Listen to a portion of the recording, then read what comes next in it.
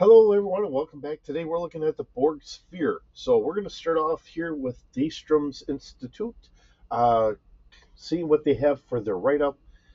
Now, Canon Source, which is our yellow, and then Speculative from Daystrom website is in the white here. So a lot of this stuff that they have listed is coming from Canon. The Borg sphere was first seen in action by the Federation during the Sector 001 battle. The last act of the Borg cube destroyed in the battle was to launch a sphere which generated a temporal vortex, allowing it to travel into the year of 2063 in order to prevent the formation of the Federation. The Sovereign class Enterprise E followed the sphere through the vortex and observed it firing some of the low yield weapons on Earth. The Enterprise fired a volley of quantum torpedoes at the ship and succeeded in destroying it. Although some Borg drones were able to beam aboard the Enterprise and begin assimilating it, the wreckage of the sphere crash landed on Earth, where it lay undiscovered in a polar region until 2153. When a survey vessel investigated the site, reviving one of the drone subsequently assimilated the survey team and attempted to return the Borg to Borg space. Fortunately, the ship was destroyed by the NX-01 during the journey. Subsequently, to this, USS Voyager has encountered spheres on several occasions. The crew of the Voyager stole a transwarp coil from a tactical sphere to assist in their attempt to reach home, and were nearly assimilated by another sphere in 2375 during the ship's trip back to the Alpha Quadrant through a transwarp conduit. Voyager was captured by a sphere which it subsequently destroyed from within. The sphere appears to be a smaller, more numerous vessel than the dreaded core Borg cube. If I can only speak this one, it is possible that they were built in various specialist configurations, but given the nature of the Borg, it is more likely that the spheres were or are able to quickly adapt themselves to whatever mission is at hand. Relatively limited armament and defensive capabilities of the spheres suggest that at least some are normally configured for more scientific or scouting roles. The data above reflects Starfleet projections of a normal sphere's combat capabilities and are highly speculative. The arrival home of the USS Voyager with the ex-Borg crew member 7 of 9 has likely provided a bonanza of information concerning the collective. For the moment, Starfleet is not releasing any information that it may have. Looking at the information we do have, and it is a short list. So this is uh, various configurations are possible. Unit run unknown, about 50,000 built in total. 228 have been lost in all. Commissioned, completely unknown. Has a 600-meter diameter, roughly about 160 decks. Has a mass of 5,070,000 metric tons. Crew complement is 11,000. From what Daystrom has, total output for weapons is 50,000 terawatts with one low power plasma launcher. Has adaptive shield systems with a total capacity of 675,000 terajoules, standard automatic regeneration matrix single hull, high level structural integrity field. It is equipped with a transwarp drive. Top speed is completely unknown, unfortunately. In comparison to the Enterprise D, beam firepower is 1,000, torpedo firepower is a 2, Shield strength is a 250. Hull armor is 272,000. And combat maneuverability is 1,290. So that's really what we have here from Daystrom, and I give them all the credit because I don't know if they're located in California, somewhere near where they do some of the filming and all that, because they do have backstage sources from time to time, or if they just happen to have the right friends that know this stuff, which is one of the reasons why I do like visiting Daystrom, because sometimes they have information that most of us really don't get to have. So let's see what we have on our stats from our D6 holocron. All right, so looking at our Borg sphere here, we are at a scout ship, long-range tactical vessel, auxiliary craft. This is, of course, at a capital scale, has a 600-meter diameter. This is a size 9 starship. We have an autopilot of a 4D plus 1. Again, seeing that the crew complement is going to be 11,000, although it says it can have a skeleton crew of 1. There are no passengers because the crew is automatically the crew. Anyone on board is automatically considered crew, seeing that they're Borg. Cargo capacity, we have 370,000 metric tons, consumables for about 3 years, and a warp drive times 568.7. Transwarp is times 0.045. They have something in the notes. We'll go through their notes and see what they all have here as well. Of course, we're going to have a nav computer. Maneuverability is going to be a 3D. They have it listed as a space speed of 9.5, a hull strength of 6D plus 2, and a shield strength of 4D. Now, passively for our sensors, we're looking at 6.5 kilometers with a 2D plus 2 bonus. We do have an active scan going out to 13.5 kilometers at a 3D plus 2 bonus, an active search out to 18 kilometers at a 4D plus 1 bonus, and a focus of 600 meters at a 5D plus 1 bonus. Let's see. Weapons, we have 12 Borg energy weapons, 2 per cube size or side, taking it for what it is. Fire control is 3D plus 1.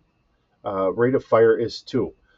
So you can do a standard, continuous, a pulse, or a wide beam, 2 shots per round at 5D damage. We do have 6 Borg cutting beams, 1 per cube side here.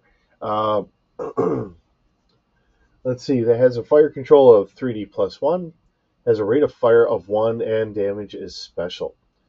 Essentially, you're just kind of carving things off. Most notably, what we got to see early on is it would actually cut like a disc shape and then pull everything out of there. And I don't remember how many decks it had gone through. I think it was like 5 or 6 decks at one time. So that's a pretty powerful beam. All right, we do have 6 Borg feedback pulse generators. Again, that's going to be a special damage. We have shield drainers. Let's see, with a 3D plus 1 fire control, again, special damage.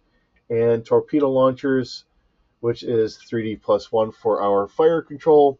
We have 2,000 Borg torpedoes. Can do a spread of 12. So we can have 12 torpedoes per shot. Now keep in mind there are 6 of them, so depending on what angle you're coming from, and damage is 10D. So that's pretty devastating towards most ships. We also have 6 class Delta tractor beams to try and hold vessels. Has a fire control of 2D plus 2 and a strength of 4D plus 2. So we have 11,000 regenerative alcoves. Maximum life support is going to be 50,000. Transporters, we have 10 personal for 6 persons in each one. Emergency, we can transport 40 persons at a time. And we have 10 cargo transporters, which can haul 800 kilograms per transport. It is carrying about 100 probes. Transwarp. This vessel may travel at transwarp speeds for 97.65 hours, 50,000 light years before the transwarp coil needs to be replaced. All right, so the description we have here from D6 Holocron, the Borg long-range tactical vessel, commonly referred to by the Federation as a Borg sphere, was a sphere-shaped starship used by the Borg Collective during the late 24th century. Borg spheres were used by the Borg as a scout ship or long-range tactical vessel. Borg spheres also embedded into some Borg cubes and were used as auxiliary craft, citing the First Contact and Voyager Dark Frontier, as well as drone. Borg spheres had a crew complement of 11,000 Borg drones. The spheres were approximately 600 meters in diameter and had an interior bay large enough to hold an Intrepid-class starship. Borg spheres had transwarp capabilities and ablative hull armor. They were also equipped with a tractor beam. Provided its deflector shields were down, a Borg sphere could be destroyed by a Sovereign-class starship with relative ease using quantum torpedoes. In 2378, Starfleet attempted to destroy a sphere with a fleet of starships. The sphere was holding the USS Voyager, which was able to destroy the sphere from inside using transphasic torpedoes. After the Battle of Sector 001, a Borg sphere was observed to have traveled back in time by generating a temporal vortex through the controlled emissions of chronometric particles. The Borg sphere traveled back to the year 2063 in order to prevent the historical event on Earth known as First Contact. 2153, a team of scientists found the remains of the Borg sphere from 2063 in the Arctic Circle. In 2375, the crew of the USS Voyager successfully retrieved a Borg transwarp coil from a damaged sphere as part of Operation Fort Knox. At the time, the sphere was only able to travel at warp 2 because it was regenerating from the damaged Voyager Dark Frontier episode. A sphere had no living quarters or a discernible engineering section for the propulsion systems. There, however, was a primary shield generator inside the shield matrix, and several transwarp coils of a sphere were contained inside specialized rooms called transwarp chambers that featured heavy shielding. So that's what we have here. It's another one of those. We don't get a lot from the Borg.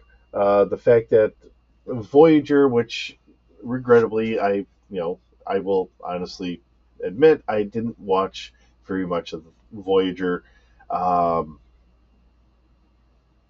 but we did get to see a lot more of the Borg because I do know that they had fought the Borg on numerous occasions. They had also come across species. Was it 8574? Maybe I'm incorrect on that one. Actually, I do have a listing of that, I believe, but I'm not seeing it. But yeah, it's one of those things of the fact that we did get to see a little bit more out of them because they became a common enemy to go up against for Voyager. that does give us a little bit more of a glimpse behind the veiled curtain. Um, Unlike with a lot of the enemies that we typically see from one episode to another, we don't get a lot of information on the vessels. Typically, it's bad guy for whatever reason, some sort of selfish reason of one form or another, and then things happen for however it does, and you just kind of go from there. Um, but here we do have a little bit extra. Hopefully, this kind of gives us a little extra taste here, something else to throw out at our adventures in our Star Trek universe. Again, uh, having an idea of wanting to mash everything together, how do you think a Borg sphere or even a Borg cube would fare in a Star Wars universe? Because if I mash all this stuff up together, and if I was to do that, how much chaos would that be? Let me know in the comments. I think it'd be an interesting conversation, and I think a lot of people would have a lot of fun kind of reading through that. So we'll see how this goes. With that, thanks for visiting. It's always wonderful having you here. Hope you're having a wonderful day. Again, everybody's kind of dealing with colds, flus, and all that stuff, and I'm still kind of recovering from my whatever head cold this thing is. Thanks for putting up with me. We'll see you in the next video.